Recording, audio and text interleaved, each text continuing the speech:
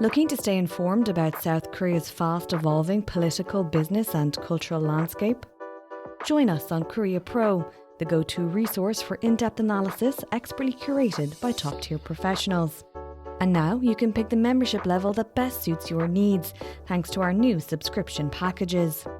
Starting at just $199 annually, you can access daily analysis and our weekly podcast. Or try our premium membership package, which offers additional perks such as executive briefings, monthly reports and forecasts, networking receptions and event opportunities, as well as much, much more. To find the best fit for you, just head to signup.koreapro.org and become a member today.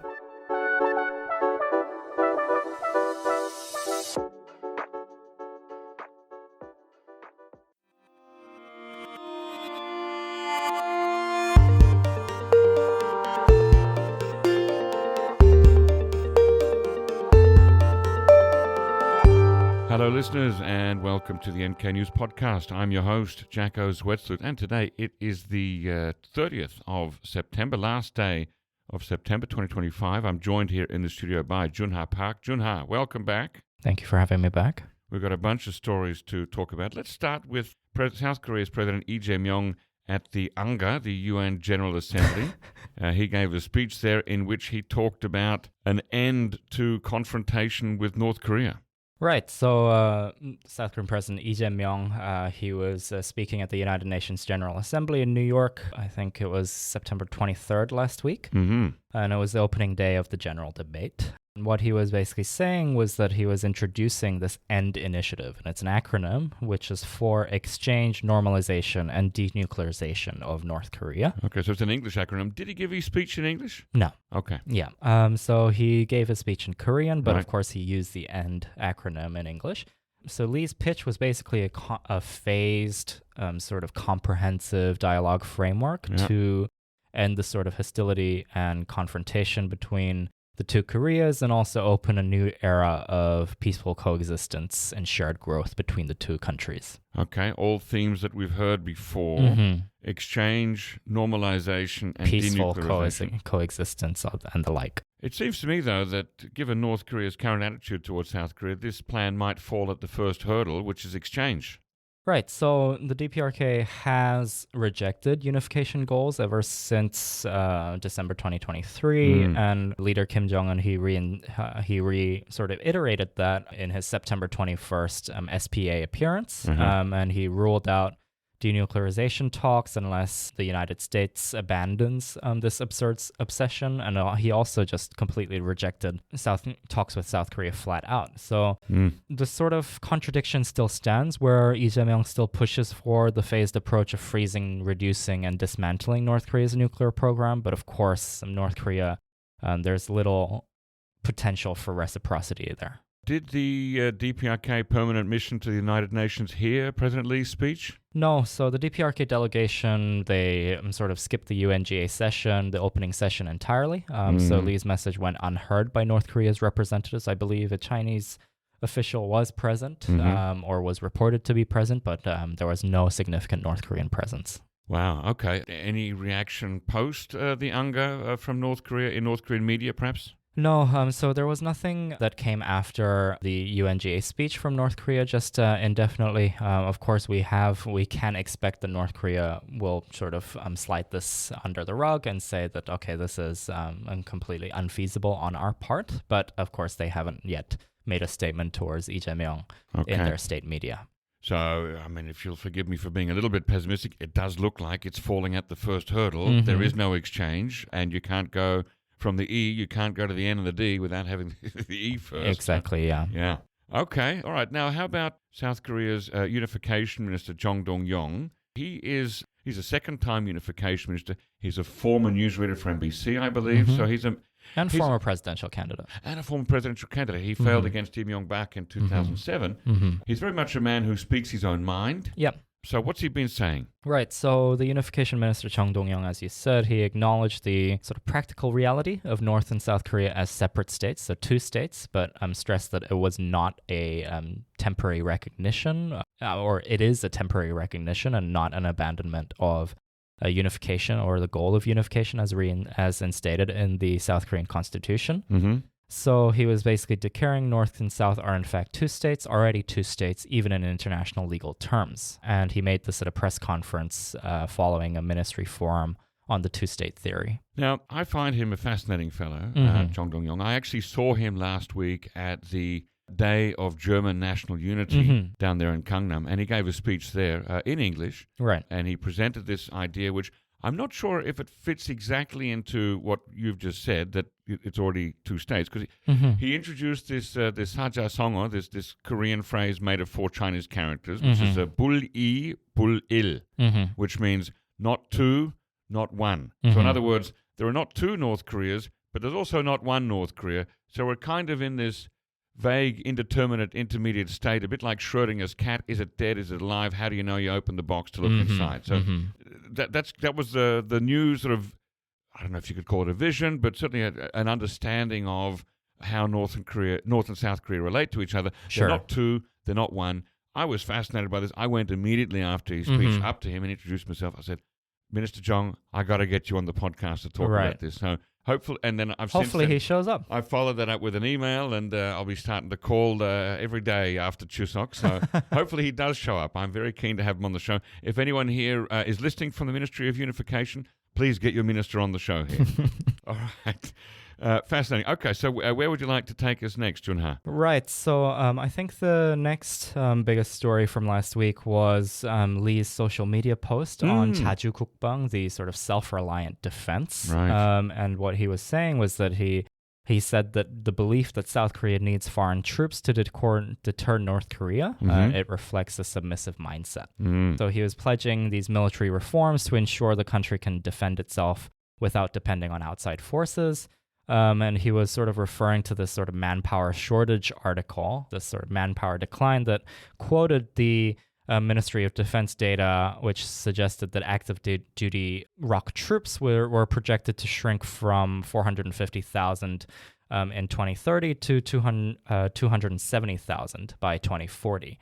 So they did a comparison with the DPRK, 1.13 million troops projected for 2040. So it does put sort of manpower concerns on the forefront. And Lee was sort of framing it as he was sort of dismissing this manpower concern. And he was emphasizing the whole nature of tech-enabled warfare, smart defense, building and bridging AI with sort of manpower shortages and the like. So what he was saying was that there's 22.6 million reservists within the South Korean military. Are you one? Yes. Okay. And the annual defense spending is higher than North Korea's total GDP. And he is total GDP. Yeah, boy. yeah. Okay. And he was quoting, or he was referring to the Global Firepower Index, saying that South Korea is the 5th strongest military in the world.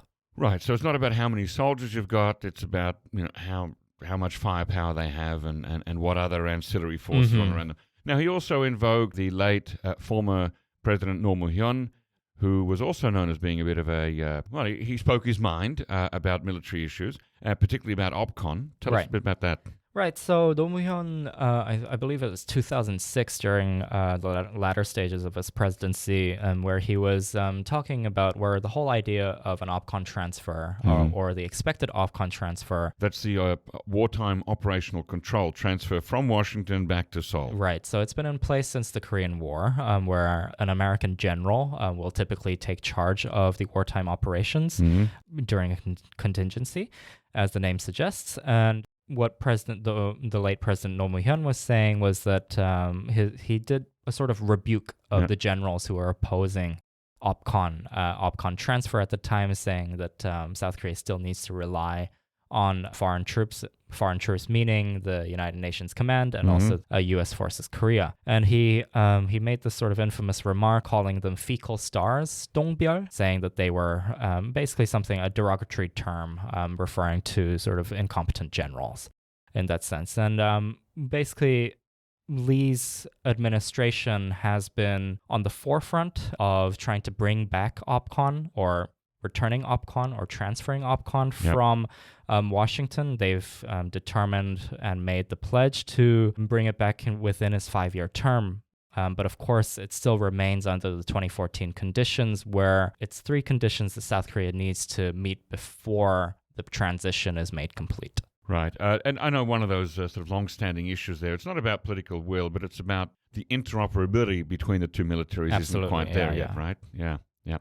Okay. All right. So that is President Lee talking about not having a submissive attitude. Let's go on to another issue related to President Lee and military. Right. So Lee was speaking at Wall Street, especially the New York Stock Exchange, and he was speaking at the Korea Investment Summit. And what he was saying, and this is during his trip to New York for the UNGA, and what he was saying was he was essentially sort of echoing his sort of speech in August 15th. His Liberation Day speech, where he was calling for dialogue with Pyongyang under the framework of denuclearization, and he was also, of course, echoing his UNGA speech too. And what he was saying was that he was saying that the DPRK has secured minimum nuclear deterrent for regime survival. Of course, they're still military inferior to South Korea, that he was saying, and there was a focus on sort of these asymmetric capabilities, so ICBMs, nuclear warheads, and he was suggesting that the ICBM program was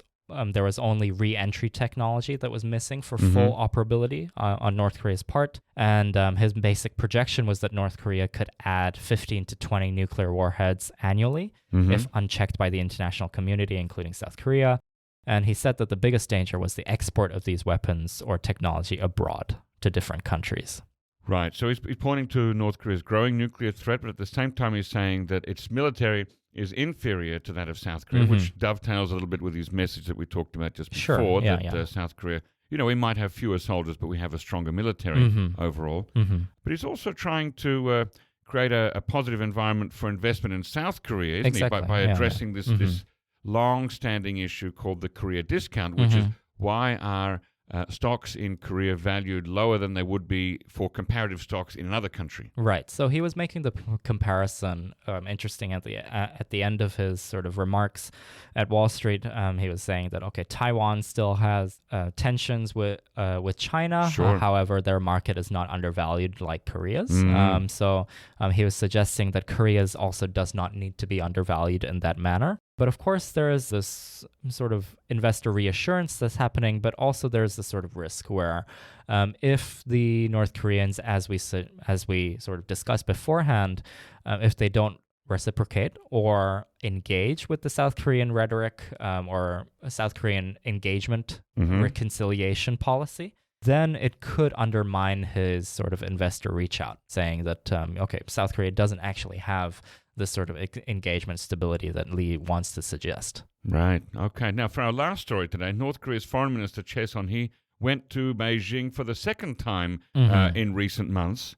Why? Right. So it does follow Kim Jong-un's attendance at the China's Victory Day over Japan military parade. It's the first... She was there with him? Yeah. And it was the first, I believe, at the time, it was the first DPRK China summit between Xi Jinping and Kim Jong-un in over 6 years on September 4th. Yeah. So the main outcomes from the Choe Son-hui and Wang Yi meeting... Yep. Wang Yi is the Chinese foreign minister? The Chinese foreign minister. Right. So both sides reached a complete consensus on international and regional issues. They committed to strengthen DPRK China ties, implement the Kim-Xi summit outcomes, and there was a lot of praise and reaffirmation of decades-long friendship between the two countries. I quote, linked by mountains and rivers, they said. Okay, well, they sound like standard bromine sort of words in a post-meeting, but break it down for us. What does this actually mean? Right, so what Choe Son-hui was saying was that she was praising China's national strength, but also reiterating Kim Jong-un's stance. So DPRK China friendship is unchanging despite these global shifts. So it looks like there's no concrete sort of policy measures or follow-up actions announced or at least nothing they're going to share with us now. No. Okay. So from the two foreign ministers since the Xi-Kim summit in September, in early September. So the statements are pretty heavy on, as you sort of pointed out, symbolism and rhetoric rather than the substance that's coming out from this sort of diplomatic exchange. And it's just this focus on shared history, friendship, and solidarity. So there is some speculation that there could be a possible invitation for Xi Jinping to attend the DPRK's October 10th military parade. Coming up real soon. Yeah, but of course there's no mention so far within the press releases and the readouts. And also no mention of, we're going to increase trade by X%, or we're finally going to finish and open up that bridge, the road bridge from to Dandong to Siniju, none of that. No, so there was nothing within the readouts that came out just over the weekend. Goodness me. I mean, it's a long way to go for a pretty ho-hum speech. You could do that over a Zoom call. Right, so as you mentioned, there could be something behind the scenes with the diplomats. There's always, within every diplomat conversation, there's always heated and also light conversations. So we could see something come out within the coming days of Xi's potential attendance, but nothing yet. And we know that by all accounts, Madam Chair is a capable negotiator. She's been a forceful negotiator with the Americans before. Sure. She's been in the room with Kim Jong-un and Donald Trump. So let's see what comes out of this one. I guess we'll certainly have some idea by October 10th, right? Absolutely, so a couple of weeks, Before that, probably, yeah. Exactly. All right. Well, thank you very much, Joon Ha, for walking us through these stories, and we'll see you again soon. Thank you.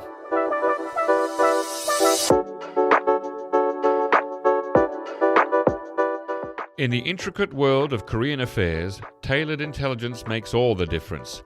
Korea Risk Group's consulting services offer specialized, actionable intelligence designed to guide your Korea-related decisions.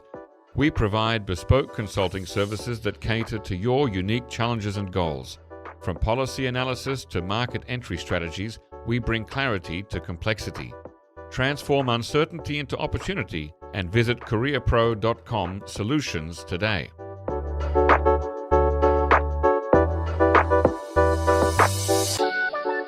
Ladies and gentlemen, that brings us to the end of our podcast episode for today. Our thanks go to Brian Betts and Alana Hill for facilitating this episode, and to our post-recording producer genius Gabby Magnuson, who cuts out all the extraneous noises, awkward silences, bodily functions, and fixes the audio levels. Thank you, and listen again next time.